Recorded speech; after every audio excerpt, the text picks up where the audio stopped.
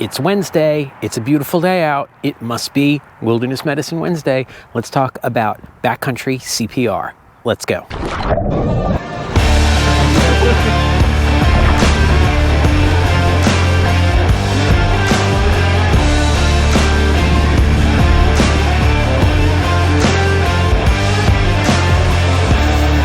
Welcome back, everyone. I got to make a slight adjustment there. Welcome back, everyone.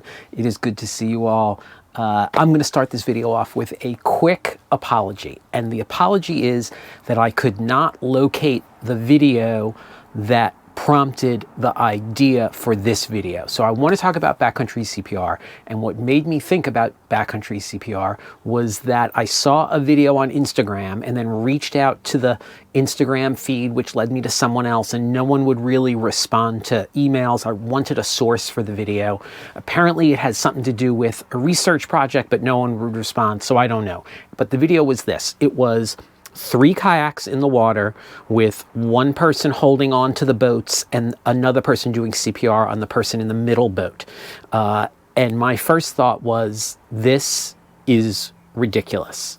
And we'll talk about why towards the end of the video. But I want to talk about backcountry CPR and sort of CPR myths.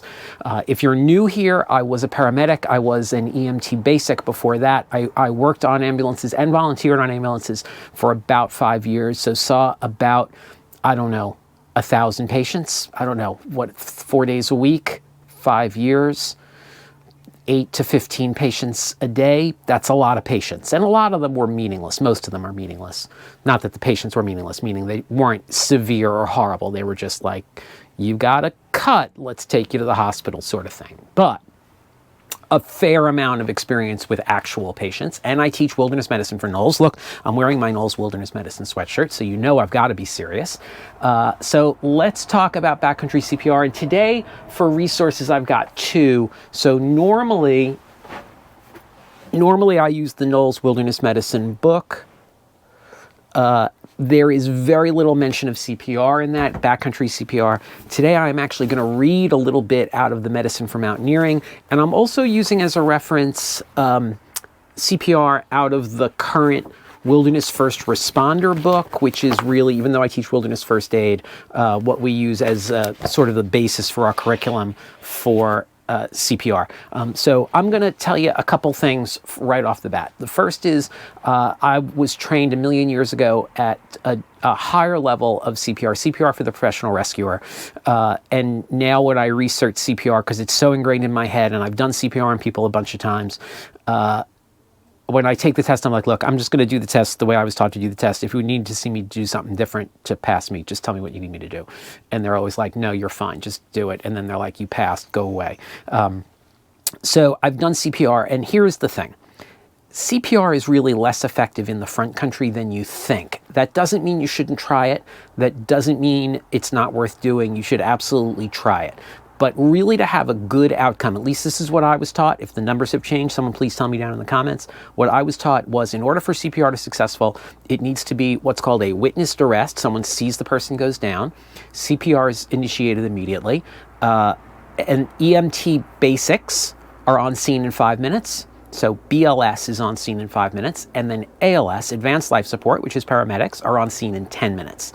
And we need a shockable rhythm, meaning we can use paddles on someone. They have the right kind of rhythm to do that for within 10 minutes. And then you have a fairly good outcome.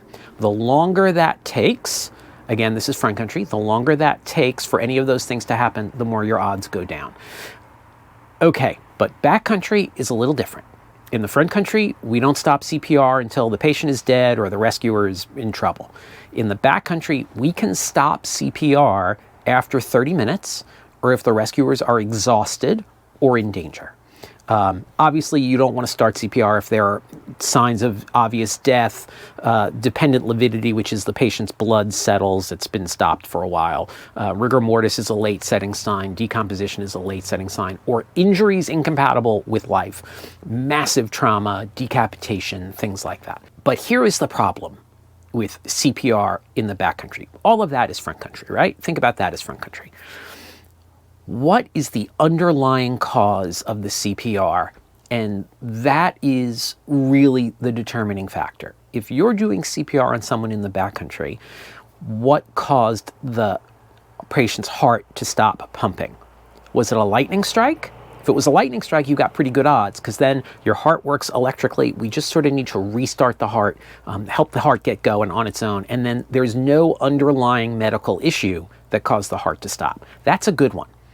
But if this is CPR on someone who's had a heart attack or heart failure because they, have really high cholesterol and clogged arteries and don't exercise and smoke and things like that, all things that we know that are bad for heart health, then even if you get the heart started, that underlying heart problem is still there. The likelihood of that CPR being effective is pretty slim.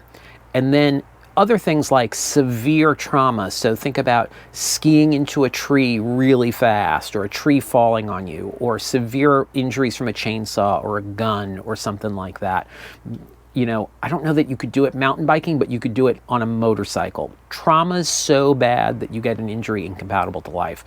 Those are the sorts of things that I'm thinking about. Okay, I want to read to you a very quick section from Medicine for Mountaineering, and here it is. Starting and stopping resuscitation. If cardiac arrest is the result of trauma, CPR in a wilderness situation is futile. If a traumatized individual has no pulse, CPR should not be started. Now, it depends on the severity of the trauma, but yeah, that's pretty straightforward. Medicine for Mountaineering, right there. It says it right in the front. And then still in Medicine for Mountaineering, in non-traumatic cardiac arrest, so there's no trauma, the most common cause is a heart rhythm disturbance. In general, if CPR can start in less than 4 minutes and a shock administered to restart the heart within 10 minutes, the person has a chance of survival with good neurological outcomes. If the individual does not respond to CPR after 15 minutes, when an AED is not available, or to CPR and attempts to defibrillate after 30 minutes, resuscitation efforts should be terminated. So 30 minutes is your limit. I don't know anyone that is in the backcountry with an AED or a life pack, which is what we use to shock patients. It's CPR, 10 minutes, chances are it's not going to work. Another thing that I like to point out that I hear frequently is that if you're not breaking someone's ribs when you do CPR, it's not effective. That's not always true. Sometimes ribs break, sometimes don't. People come in all different shapes and sizes and malleability. In my experience, the elderly, you almost always break ribs because their bones are pretty brittle. But in younger people, 40s, 50s, chances are you may not break a rib. The question is depression is, I think it's 1.5 inches to 2 inches of depression in the chest is what you need. But that brings us back to the CPR in the kayaks, is you need to get that good chest depression, right? Which means you need to be pressing down on the person's chest against something solid like the ground. With every chest compression in a kayak, the boat is moving, you're not getting good chest compressions. I don't believe that you can get usable, workable chest compressions on someone who's in a kayak. It's also unsafe for the paddlers, the rescuers. And then I would add, what's the cause of the CPR? Like, why is this person unconscious and unresponsive with no pulse in a kayak? So something tells me that there's an underlying heart issue that CPR is not going to fix. Okay, that's my diatribe on CPR. I'll throw out one more thing they don't tell you in CPR class. Most of the time, patients vomit when you do CPR on them, so be prepared for that. That's why in my big first aid kit, I have a micro shield for doing CPR. You should still take a CPR course. If you have never taken a CPR course, take a CPR course. There's tons of variations on it. I think now the common is CAB instead of ABC. I was taught ABC, which is what I do. So do those things. Hey, I'm going to try and keep the Wilderness Medicine Wednesdays going as long as I can. They go every other Wednesday, so 2 a month. They don't get a ton of views, but I feel like there's a core group of wilderness medicine people who are really digging them, so I'm going to keep going. If there is something you would like to see in a Wilderness Medicine Wednesday video, put it down in the comments below. I'm super curious, and frankly, I need some help. Also, if you have a copy of that video or can find that video, put a link to that in the comments below. And if you do, I'll pin it to the top comment so that everyone gets a chance to see it. It's pretty wild. I don't think it's very realistic. Okay, that's Wilderness Medicine Wednesday for today. I'll see you on the water.